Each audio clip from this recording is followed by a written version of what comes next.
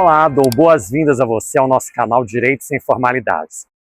Como você sabe, nós temos falado aqui nesse canal sobre o Marco Legal da Biodiversidade e o processo de apropriação de conhecimentos tradicionais por meio do direito de patente.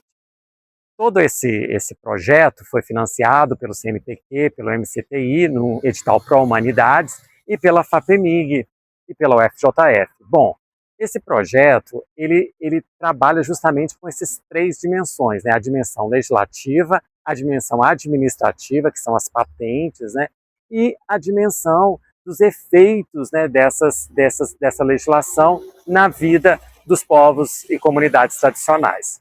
Bom, esse é o terceiro vídeo, né, essa série de vídeos que nós produzimos aqui no canal para demonstrar a importância, né, de se fazer pesquisas empíricas para verificar qual é o nível, né, de efetividade, de eficácia de uma regulação jurídica. E aqui a gente está discutindo tanto a regulação jurídica na sua origem, quanto a questão do processo de cumprimento dessa lei, se ela realmente alcançou os objetivos de proteção da biodiversidade e do conhecimento tradicional.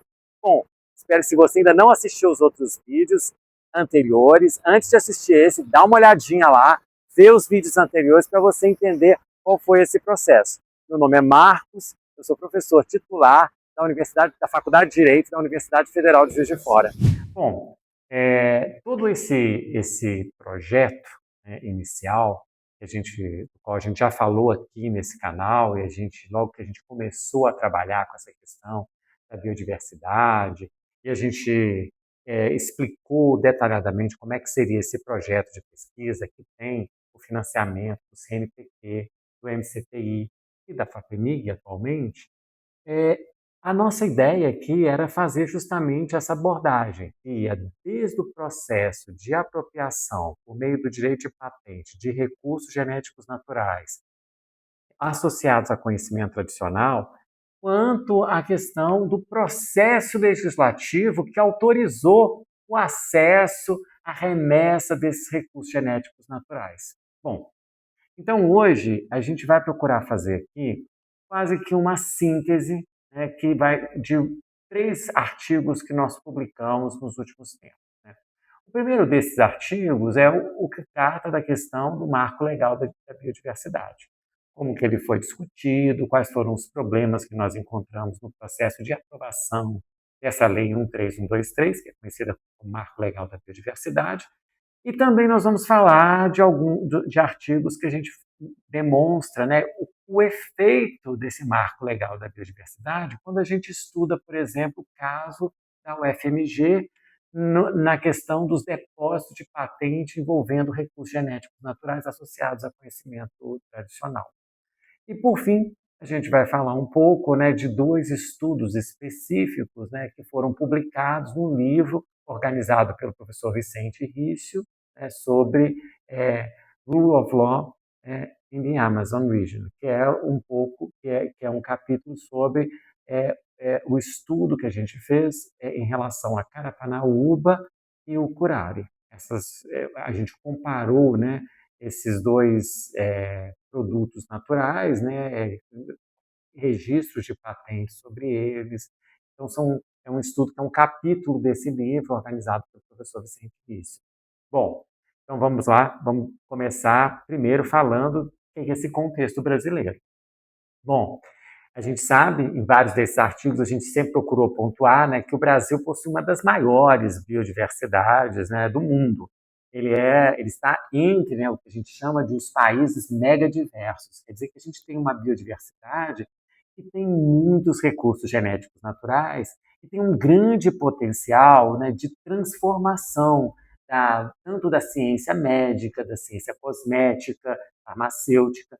Bom, e todos esses recursos genéticos naturais, o conhecimento que a gente tem desses recursos genéticos naturais, está originariamente ligado ao conhecimento tradicional de povos indígenas, quilombolas, ribeirinhos, ou seja, há toda uma comunidade aí de povos originários, né, e não originários, que de alguma forma são os verdadeiros detentores desse conhecimento, que é utilizado quando você se apropria desse recurso genético natural. Bom, e aí a gente vai ter, nesse processo de estudo, a gente viu uma transição. A gente tinha um marco legal, provisório, que era a medida provisória 2186, que ficou em vigência há quase 15 anos, né? E essa medida provisória, o que acontece? Ela era uma medida que, de alguma forma, ela tinha um controle maior com quem acessava esse conhecimento tradicional. E quando vem o marco legal da biodiversidade, ele vem com uma bandeira da desburocratização, que é uma palavra que a gente vai ver de forma recorrente na audiência pública que a gente pesquisou quando o marco legal estava sendo discutido no Senado Federal.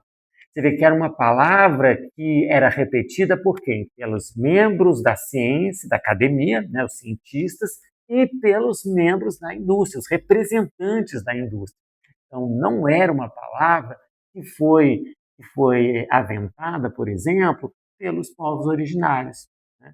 Então, isso já demonstra, né, como que a gente vê que esse processo de transição de uma lei que tinha um controle maior, de uma regulação jurídica um pouco mais intensa para uma menos intensa, e o que ela representa, qual o impacto disso, né, em relação aos verdadeiros detentores do conhecimento tradicional. Bom, e aí uma pergunta que a gente tem que se fazer nessa história, e a partir desses 3 textos que a gente vai deixar aqui debaixo do link desse vídeo, é justamente essa desburocratização. Ela representou, de fato, um ganho para quem? E segundo, essa desburocratização, ela deixou mais frágeis as expectativas ou as necessidades dos detentores do conhecimento tradicional? Bom, o que a gente fez? Durante um período, a gente procurou fazer um estudo de caso envolvendo o acesso a recursos genéticos naturais a partir da Lei 13123. Olha, ela foi aprovada. A gente percebe que no processo de aprovação houve sim uma adesão da academia, dos cientistas e dos representantes das indústrias e uma resistência dos povos originários, dos povos tradicionais, porque eles diziam que não tinha havido o consentimento livre, prévio, informado, que era uma exigência da OIT, 169. Bom, diante disso, a gente vai ver, bom, quais foram os efeitos, então, dessa legislação que foi aprovada desse jeito? Prevalecendo a desburocratização e a fragilidade dos detentores do conhecimento tradicional. Então, a gente foi fazer um estudo com uma instituição de ciência e tecnologia do estado de Minas Gerais. Bom, a que tem o maior número de patentes, né, é a Universidade Federal de Minas Gerais, e a gente usou esse caso para ilustrar o aumento do depósito de patentes e de acessos ao patrimônio genético natural após essa lei 13123.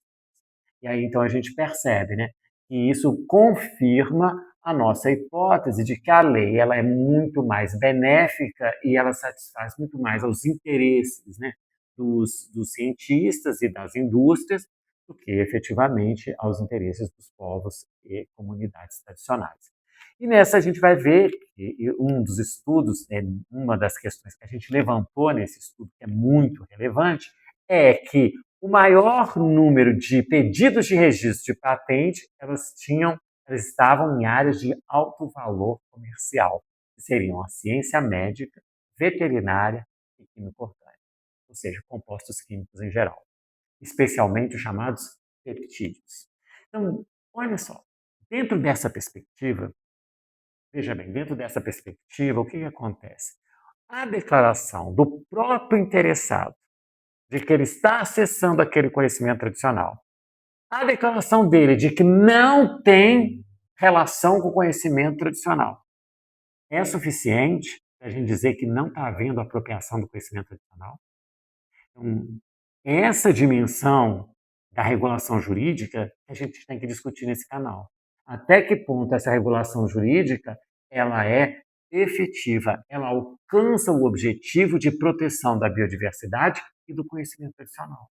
Porque dizer que a desburocratização facilitou a vida da indústria e da academia não significa dizer que ela de fato alcançou o seu objetivo originário, que é justamente a proteção da biodiversidade e do conhecimento tradicional. Quando a gente fala da apropriação, a gente naturalmente faz essa conexão com aquilo que a gente, com a teoria que a gente procura, né, desenvolver aqui nas nossas pesquisas, que é a colonialidade do poder e do saber, de Aníbal Ferrand. Bom, o que é a colonialidade do poder e do saber diz? Diz, bom, que nós ainda vivemos, né, nesse caso aqui, quando a gente está tratando de apropriação do conhecimento nacional, de um processo de colonização. Na verdade, né, o que a gente vê? Aquilo que é valorizado é o saber científico e não o saber tradicional. E o saber científico, ele está aonde? Em que lugar do mundo ele se encontra mais sedimentado? Nos países do norte global e não nos países do sul global. Aqui a gente tem um conhecimento, a gente tem uma riqueza da biodiversidade e de conhecimentos tradicionais. Mas esses conhecimentos tradicionais não são considerados conhecimentos do ponto de vista científico. E por isso são facilmente apropriáveis por quem detém a tecnologia. E nesse caso específico, a gente tem dois estudos interessantes, que é o estudo do Curare e da Carapanaúba. Uma das questões que a gente levanta nesse artigo, mas eu vou deixar aqui depois a indicação, porque é um capítulo de livro, né, que foi publicado pela Routledge, organizado pelo professor Vicente Rício.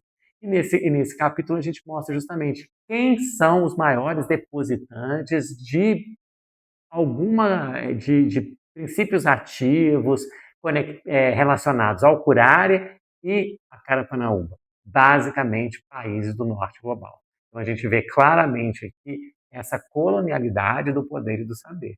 Então o saber continua sendo detido pelos países do norte global em detrimento dos saberes que são praticados aqui no sul global. E aí eles se consideram melhores, mais importantes, hierarquicamente superiores, por isso facilmente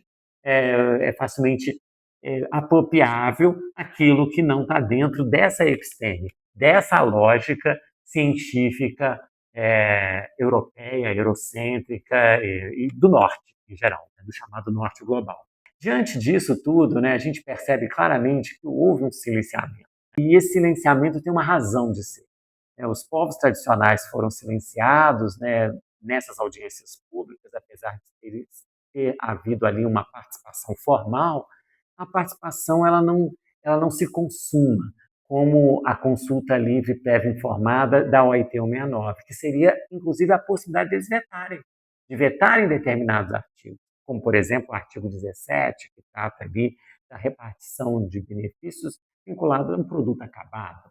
Bom, e se houver outro tipo e se esse produto acabado ele puder ser tão distinto e o apagamento de todo aquele conhecimento tradicional que foi utilizado e ele só foi concluído dessa forma por conta do conhecimento tradicional anterior, mas como esse conhecimento tradicional anterior não está dentro da lógica eurocêntrica, não está dentro dessa lógica do norte global, da ciência do norte global, ele facilmente, né, é desconsiderado. Dentro dessa perspectiva, né, a gente vê claramente, né, que há ainda um longo trabalho a ser feito nessas questões da biodiversidade, tanto da proteção desse acesso, né, como é que vai se dar esse acesso, será que esse acesso, da forma como ele está se dando, ele não está gerando mais apropriação? Será que essa mera declaração de que há ou não há conhecimento tradicional associado não está contando demais com a ética e a transparência de quem está ali interessado em produzir algo para o mercado e levar vantagens e lucro, e ter lucro nesse mercado?